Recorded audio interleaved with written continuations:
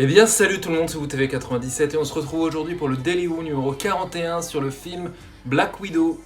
Le premier film donc depuis le confinement, le premier film MCU. On avait eu droit à des séries, WandaVision, Loki, The Winter and the Falcon Soldier. Bref, on en attendait beaucoup de ce film Black Widow. Non, en fait, c'est pas vrai, j'en attendais pas beaucoup. Je vais pas vous cacher, je savais déjà qu'il y avait de fortes chances que ça se passe avant Endgame, vu que c'est un personnage qui est mort. Je m'attendais à rien de particulier, mais je vous cache pas que je suis quand même déçu. Ce sont les enjeux du film qui ne vont pas, et ça se passe même 7 ans avant.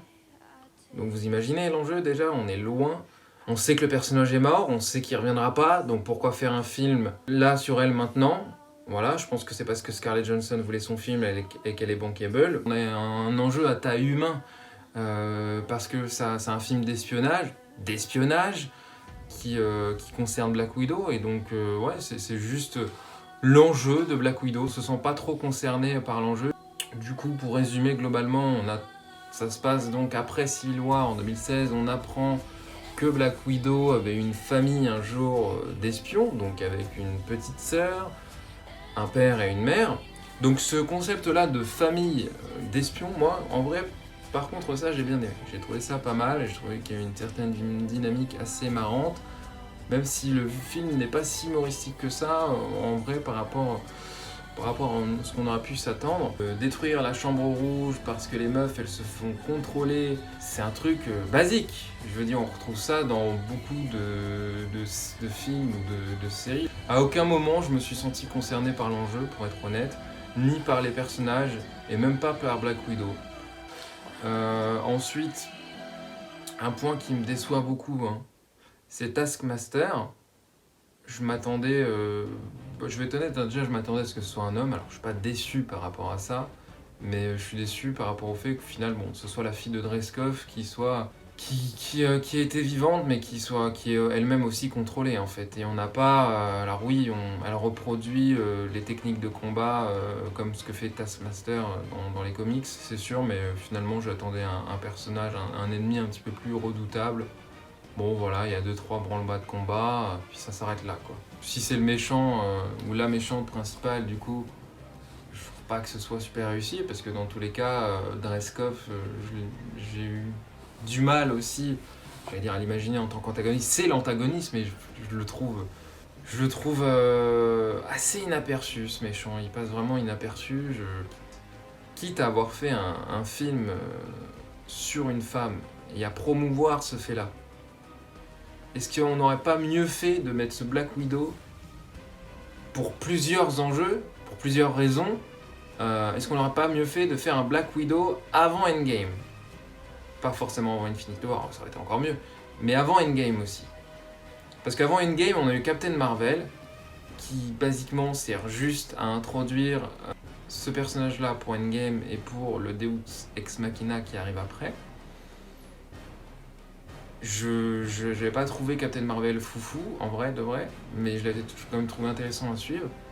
Et justement, j'aurais préféré avoir un film Black Widow à l'époque avec un personnage qu'on connaît, avec une actrice bankable, que ce soit au niveau du jeu d'acteur, mais aussi au niveau du physique, on va pas se mentir. Et c'est clair que ça a pu être archi cool d'avoir un film à ce moment-là, avec de véritables enjeux qui peuvent nous expliquer quelque chose par la suite. Là, non. Bah, c'est juste un film qui est arrivé 5 voire 6 ans trop tard, quoi. Et c'est dommage parce que du coup je le trouve moins bon que Captain Marvel, ce film là, je trouve qu'il est inutile. Donc après, le personnage de la mère, remarque, était un petit peu plus intéressant parce qu'elle était peut-être un peu moins expressive, je trouvais au début, par rapport au père justement, enfin au père, c'est pas réellement leur père. Mais je trouvais qu'il était peut-être un petit peu plus intéressant, un petit peu plus badass, et représentait un petit peu mieux justement le fait que ce soit une vraie famille. Sur la thématique de la famille, j'ai trouvé que c'était quand même plutôt bien abordé, c'était sympa par rapport à Black Widow qui justement n'en avait techniquement pas, et qu'elle en avait trouvé une autre chez les Avengers, et du coup en résulte à la fin qu'elle a 2 familles, même si bon, on n'en entend plus parler après du coup dans le MCU. C'est-à-dire sur les films qu'on a vus avant. Il y a quand même 2-3 petites choses. Pourquoi quand Black Widow voit sa sœur, elle ressent toutes les deux le besoin de se taper sur la gueule, on sait pas, puis après on fait une pause et puis on reprend plus. Pourquoi c'est bizarre. Genre encore que ce soit en mode une vanne, on se tape un petit peu, je veux bien, mais là ils s'attaquaient avec des couteaux quoi, pour se buter. C'est bizarre à dire, mais autant on a des films un peu con comme Thor 2 où vraiment c'est pas terrible, mais il est intéressant, tandis que Black Widow, franchement, je crois que c'est un des pires qu'ils ont fait au niveau du MCU. Et encore une fois, je me répète, je le trouve pas mauvais, mais je le trouve tout simplement pas bon.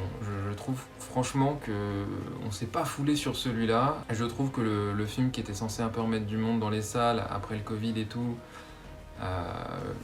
après un an d'absence au niveau du MCU, je pensais qu'on allait quand même avoir un film un petit peu plus digne de ce nom pour lancer la phase 4.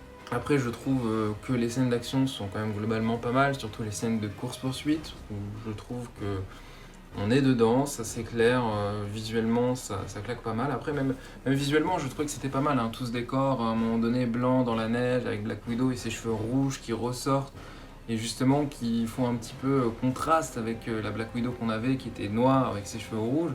Je sais pas, je trouvais que c'était pas mal. Je trouvais que visuellement il y avait un petit truc. Après, pareil, les décors de fin sont plutôt pas mal. Tout sorte de gros bâtiments, de gros vaisseaux, je sais même plus. J'ai vu le film hier et je m'en souviens déjà plus, tellement le film a marqué. Je trouvais que c'était pas trop mal. Voilà, je mettrai une petite vignette ici. Vous capterez. La musique inaperçue. Il y a une scène post-générique tout de même. Alors dans cette scène post-générique, on voit qu'il y a la petite sœur. Donc voilà, à quoi. C'est là où ça m'énerve parce qu'en fait on fait un film de 2 heures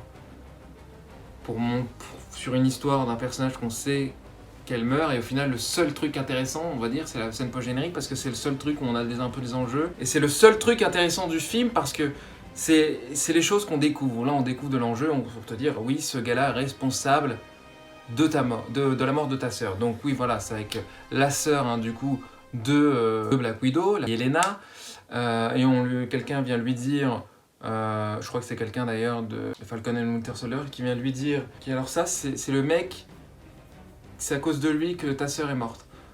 Mais gros, mais d'où tu tiens cette info en fait?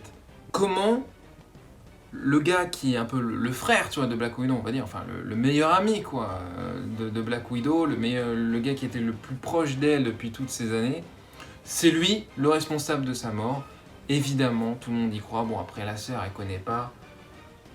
Mon cul, ouais, tu sais, il était dans les Avengers. Enfin bon, vas-y, pourquoi pas. Après, on sait pas si elle va se venger spécialement, mais on sait juste que c'est pour ouvrir le pitch sur la série Hawkeye, dont tout le monde s'en bat les couilles, évidemment, parce que franchement, qu'est-ce qu'on en a à foutre de Hawkeye, nom de dieu de merde, quand on vient d'ouvrir le multivers. Donc je vois pas pourquoi ce film-là, lui, il ferait partie de la phase 4, il lancerait la phase 4, alors que Spider-Man Far From Home me paraissait quand même beaucoup plus indiqué à lancer la phase 4, alors qu'au final, il fait partie de la phase 3.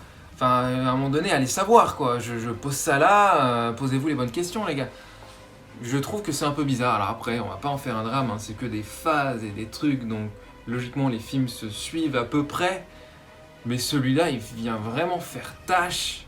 Désolé, dans la timeline, je trouve qu'il a au moins 5, voire 6 ans de retard. Ce film-là, on aurait bien aimé l'avoir avant, comme je vous ai dit. Et voilà, hein, c'est tant pis, c'est dommage. Donc voilà, je n'ai tout simplement pas accroché à ce film-là, dommage. Écoutez, voilà, je vais pas le détester non plus, mais je vous avoue que c'était pas ma tasse de thé et que je trouve ça très moyen. Voilà, j'espère qu'on sera plus conquis peut-être avec What If. En tout cas, voilà, vous connaissez maintenant le process. Vous abonnez, vous likez, vous partagez, vous commentez s'il vous plaît. Et donc là, voilà, on sera bien. On se dit à la prochaine fois pour une prochaine vidéo. Salut!